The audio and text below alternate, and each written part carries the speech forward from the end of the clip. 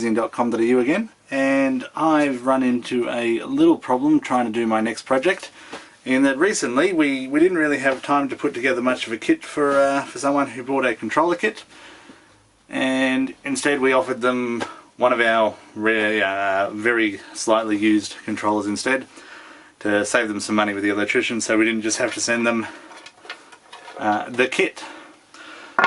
Now that I'm ready to fire off our next project video, I've discovered that our main kiln doesn't have a controller on it anymore, so it's time for a new one.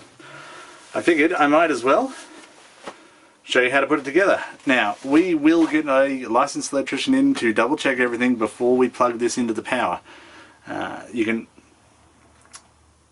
You'll be more than capable of putting this together yourself, but there should always be a check and sign off. The last thing you want is for this to be electrically dangerous or for it to cause a fire. None of those things will be very good for you or for your insurance coverage. So, if you are going to buy one of these and build it yourself, absolutely, you can certainly get most of it done, but please do get an electrician to come in and check things. You'll still save a fortune. A Sparky will be, up to $200 odd. Cheap as chips compared to how much you're buying the controller for to how much an assembled one is. Alright, let's kick on. What do you get in your kit? You will get a Bartlett 3-key controller, a bunch of 1 meter lengths of wire, some random connectors, we'll get to those, a contactor. This guy is rated for 25 amps. And he is a very reliable long-term way of firing. Relays will run out of life after 500,000 to 1 million cycles. These guys will run out of life after about 50 million cycles. So much noisier, but high voltage, higher amperage and much more reliable. A little seal for the kit, depending on which version you're getting, which size it needs to be. The seals look slightly different, but everything else about this is exactly the same. Some terminal blocks, a 24 volt center tap transformer, and a relay so that we can drive the contactor, and some little thermocouple connectors and a MOV. All a MOV does, it's a metal oxide varistor. When the relay fires, it can create current spikes. This little guy just absorbs them a little bit, helps save the life of your relay and the contactor. So, we'll get started. When we do send you the kit, we try to put as much of it together as possible, certainly the low voltage side, but sometimes we're simply busier than other times and we can't get it done. In this case, we've managed to get nothing at all done. So the first step is to wire up our transformer. The transformer is going to take 240 volts down to two 12 volt outputs. The Bartlett 3-key controller has two 12 volt inputs. Should also mention, you don't have to take my word for it because you will get a controller wiring diagram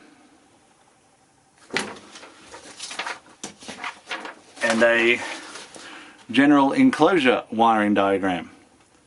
Any electrician worth his salt, or her salt, will certainly be able to follow these and pop it all together for you. But you've got a video, so you can see how most of it goes, or throw your Sparky at this. So I don't bore you with all of the details, I'm going to turn you off and put the connecting leads onto this guy. It is just a case of soldering, so I'll be back in a moment. Okay, so this is what you're actually much more likely to receive. Even if we don't have a lot of time free, we will always solder the transformer wires in place so that you don't need to own a soldering iron. Most people have crimpers. They may not quite be wire stripper, crimpy, fancy, well, fancy-ish ones, but you'll have some, or you'll have some around. A soldering iron, if you don't already have one, then it's something you're going to need to buy, and we'd rather you not have to worry about it.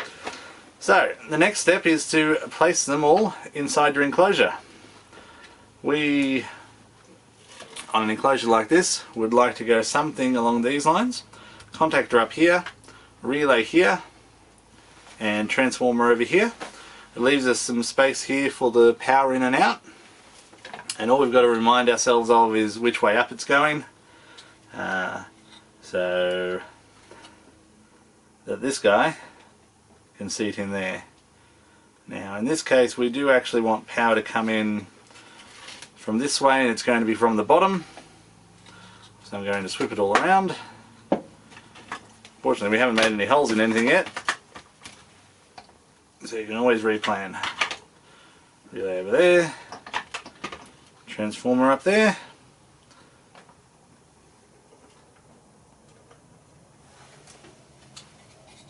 that looks pretty good, and gives us a lot of space coming from the bottom to be able to feed the inlet wires in.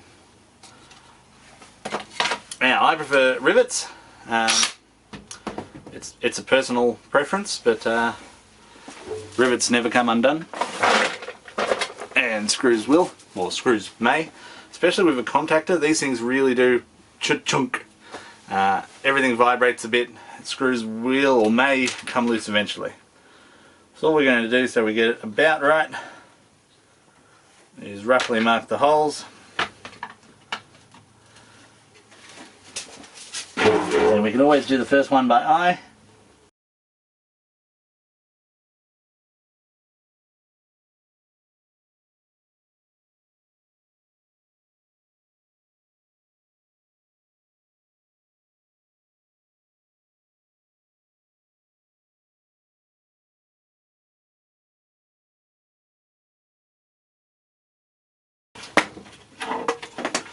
So as you can see, transformer is now riveted into the base.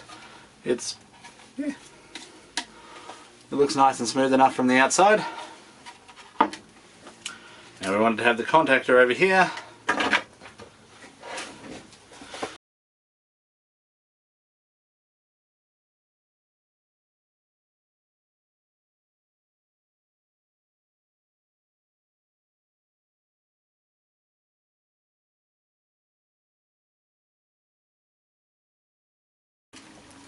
So now we've got contactor and transformer in.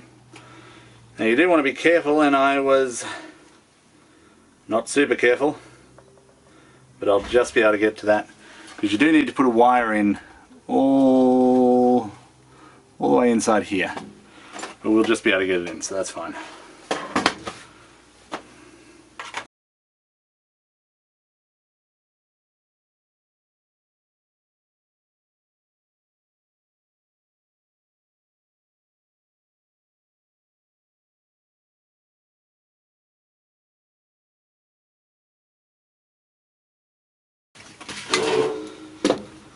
Okay, so now there we go, all three major components are in place, and they're not going to come out, shake out.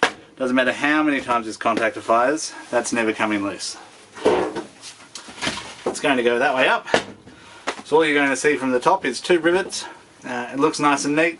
From the side you got two rivets, from the side you got two rivets, and power is going to come in from underneath.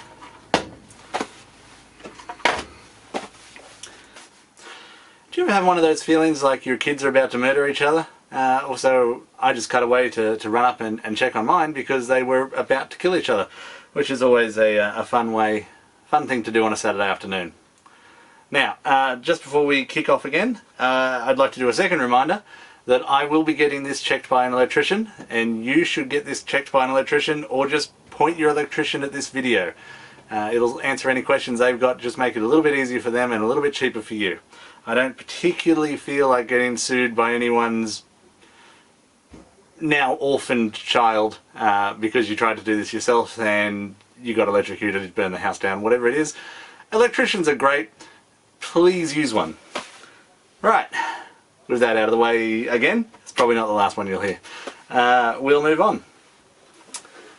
All I've really done before I remembered to turn the camera back on was to take a terminal block and just cut a single one out of it. Come on. Anyway, it's a single terminal block. What we're going to do is join the two black wires coming out of the 12 volt side together in the terminal block. So we're going to want them both to come down to about there. So we're going to mark them there.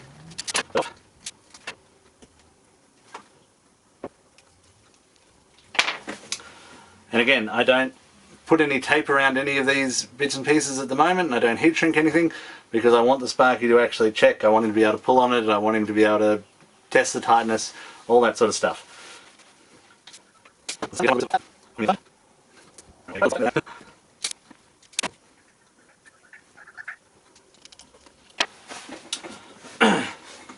It seems like a waste putting a joiner in for no particular reason, but these aren't electrically connected inside the transformer. They are two different windings. We don't mind if they're electrically connected, but they're not, and we need them to be, because one of these is going to go to the Bartlett and one of these is going to go to the relay, and they have to both be able to talk on the same circuit. Now, earlier there was a box full of connectors I told you about. There is always more than you need. The relay needs the tiny ones. Come on, let's try macro. Think about it. Think about it. That might have focused.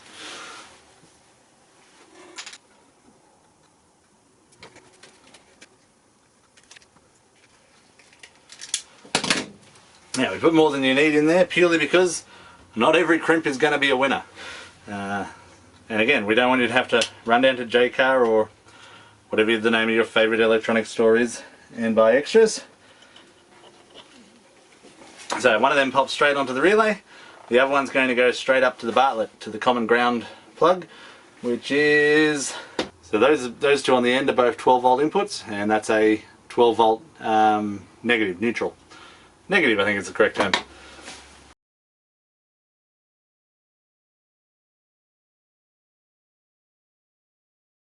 The best safety awareness sign I've ever seen was about electricity, and it said not only will this kill you, but it's going to hurt the whole time you die. It's accurate. Okay, that's going to go up to the Bartlett. These two red ones are going to go up to the Bartlett. We want a little bit of length on them. These two, the two on the bottom, not the two on the top. So these two on the top, the ones that are all by themselves, are always your hot pair. These are line voltage, 240 volts. All four on the bottom are the low voltage, 12 volts per circuit.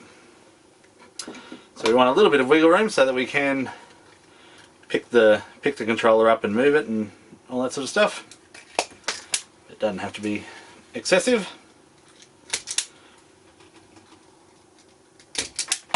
Again, we'd rather give you all the cable you need, or your electrician will need.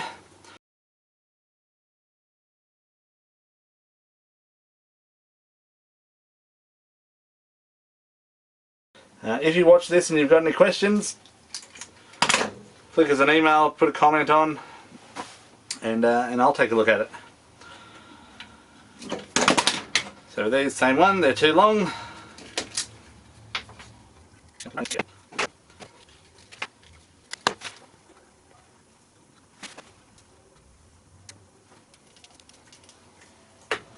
I'm not going to do these up tight because there are other wires to go in, but I do like to temporarily put things together sometimes just so I know, my brain knows when I look at it quickly what's going on. Now, we do include some ground wire in your kit, and this is the ground for the body of your kiln. A lot of the times the kilns we see on the market simply don't have a ground, especially if they've come from the States or if they've been dodgily built inside Australia. A lot of them have a metal body and nothing to protect you.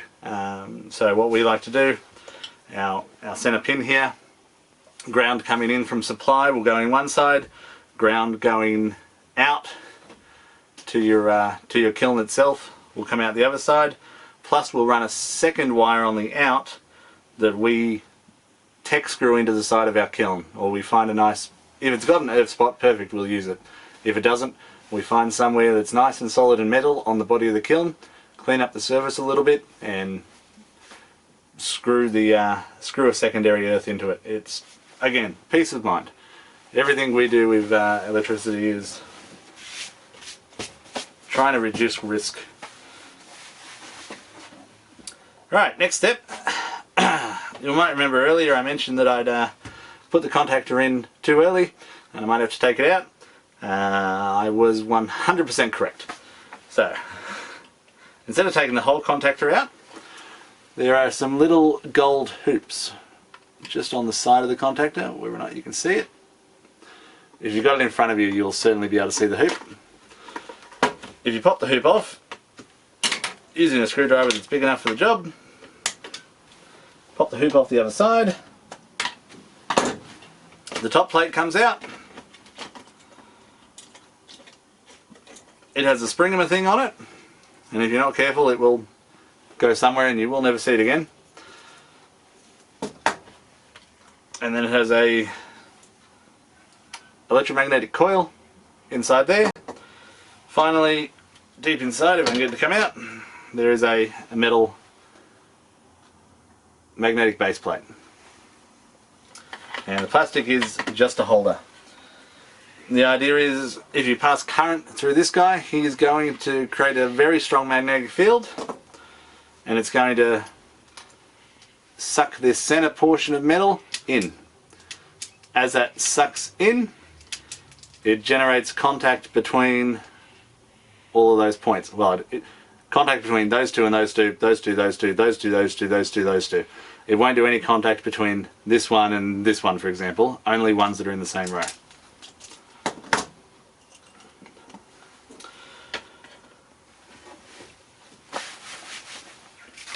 So,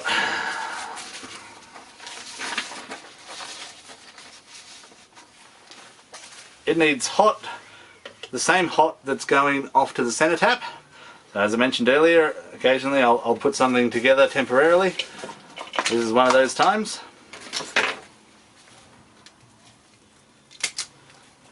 So I'll take this, and that's going to sit right around there. So it's only got to go from there to there, so that's going to be plenty of wire. I should remember not to leave my wire strippers outside, but I don't remember not to leave my wire strippers outside.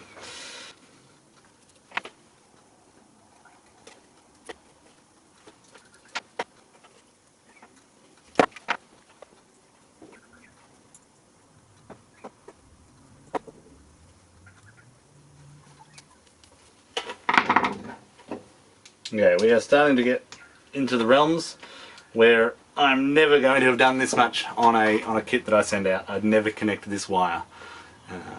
That's for your Sparky basically, because this is 240 volts. I'm an openly registered cabler, but that tops out at 200 volts. So it's illegal for me to join this.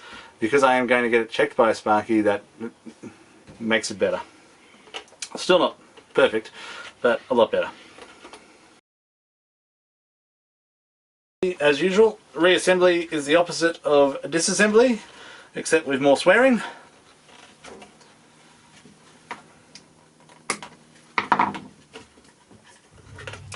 There we go. So if hot comes in on this side, it's going to energize the transformer if there's a neutral, and it's going to try to energize the contactor as well. The contactor is electromagnet, not the contactor point to points.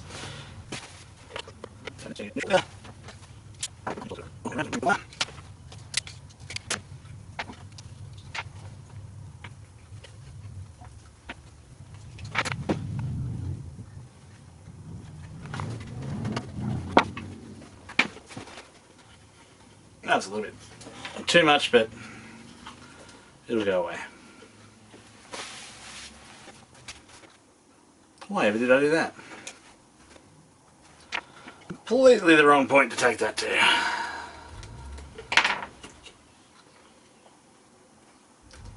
And nope. I'm not going to restart the video. Two reasons, short of time. Second reason is that this is probably the 10th, maybe the 12th one of these I've made, and I still make mistakes. Hence, well, not really hence, because I was going to get one anyway. It's another reason why I'm going to get an electrician to have a look. Because yeah, some mistakes like that one are easy to pick up, easy to rectify. Others are not so much. and everything can look fine and dandy, but all of a sudden for some reason it's drawing maximum amps and catching on fire.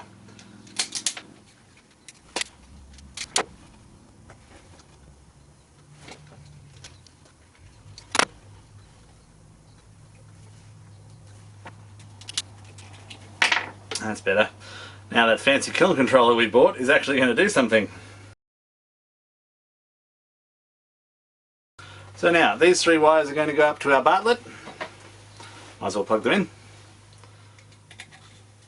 Voltage, well, positive, positive, neutral in the middle of them.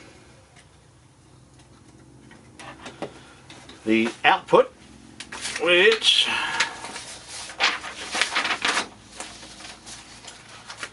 is the closest one there, goes down to the relay. When the Bartlett fires, it's going to shunt the 12 volt side of the relay, make a bridge on the 240 volt side, which is going to allow, considering this terminal block has active coming in, neutral coming in. Neutral will go to one side of the contactor, active is coming to the other side of the contactor. That's going to fire the electromagnet and bridge the 2 connections here that drive the element. The rest of it, the neutral coming in joins the neutral going out. It's only the active coming in, where active comes into here, and a brand new active only joined through the contactor goes out to your kiln itself. That is basically done, folks. The thermocouple plugs in over here, and that will go on a bit like that.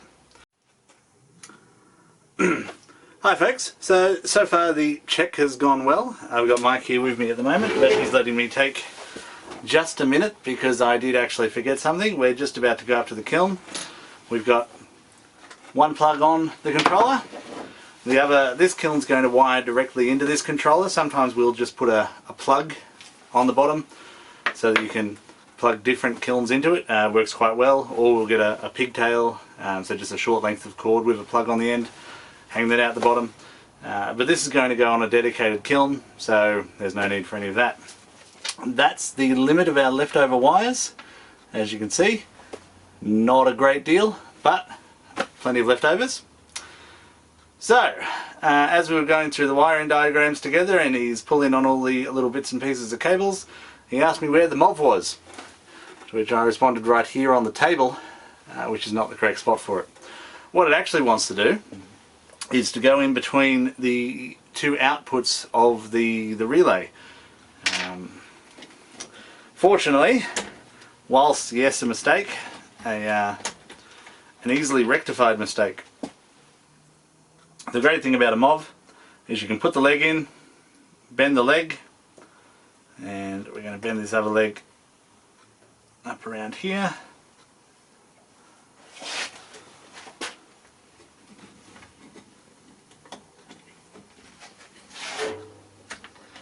Now things are getting tight because we've got a lot more wires in there now. We've got all the 240 volt wires in.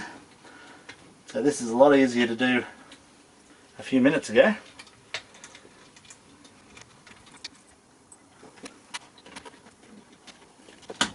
There we go. And eventually you get it lined up and it just goes on. And then we bend the other leg and we're going to, I want to trim that just a little bit.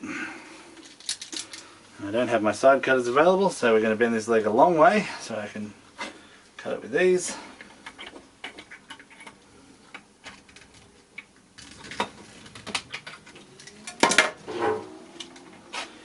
There we go. Put that other leg next to the other connector. Find that original connector. There he is.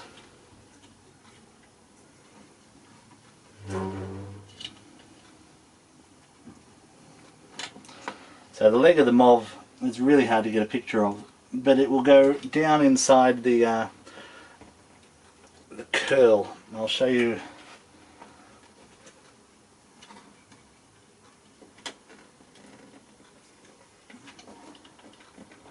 Properly in just a second. It does make these a tight fit, but it works. So what I'm talking about, and let's see how macro we can get this camera to work.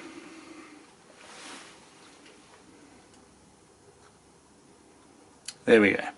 See the two hoops on either side where the metal curls? If you can put the leg of the MOV down in the little hole it's created, everything will just squeeze together and it still makes a good enough connection for the MOV. So all the MOV does is takes the little voltage spikes and gets rid of them. Alrighty, I am going to stop wasting Mike's time.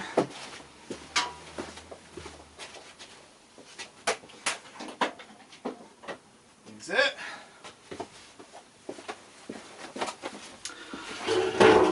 And while he's off popping the hot side on, so connecting the kiln to the actual controller, I also didn't get this part done earlier. We'll almost always mount these for you, but just in case, the worst case we're going to do is draw the diagram. As you can see, there's little dots for the screws to go through, and there's a big area in the middle with squiggly lines that you've got to cut out, and a outside bevel edge, which is the limit that the faceplate hides. So if you are going to make a mistake, no bigger than this outside edge. Alrighty, nice and easy.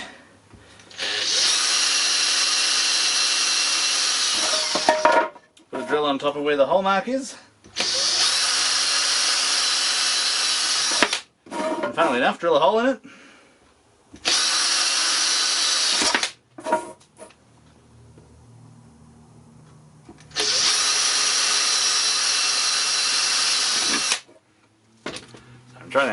I'm trying to keep out of the camera's way and failing miserably. Next, we need to cut these nice straight lines. Multiple ways to do it. The easiest way for most of us glass people, because we're used to playing with sharp things and we're used to playing with knives, is just to use a razor knife. This is just plastic. If you put the razor knife on it and pull backwards, it will score it. If you do that a second time, it will score it really deeply. If you do that a third time, it's going to cut through the plastic. If you've got any questions, please let me know. And yeah, I'll have a think, and if there's anything that I can see that needs adjusting, I will tack it on the end. Once again, info@glassfusing.com.au, or put anything down in the comments below. As I say, we won't send you a kit with this much done to it, but any Sparky worth his salt, or worth anyone's salt, we'll be able to put this together quickly, probably about 10-15 minutes from this point forward, and that's double checking everything that's already done. Thank you very much.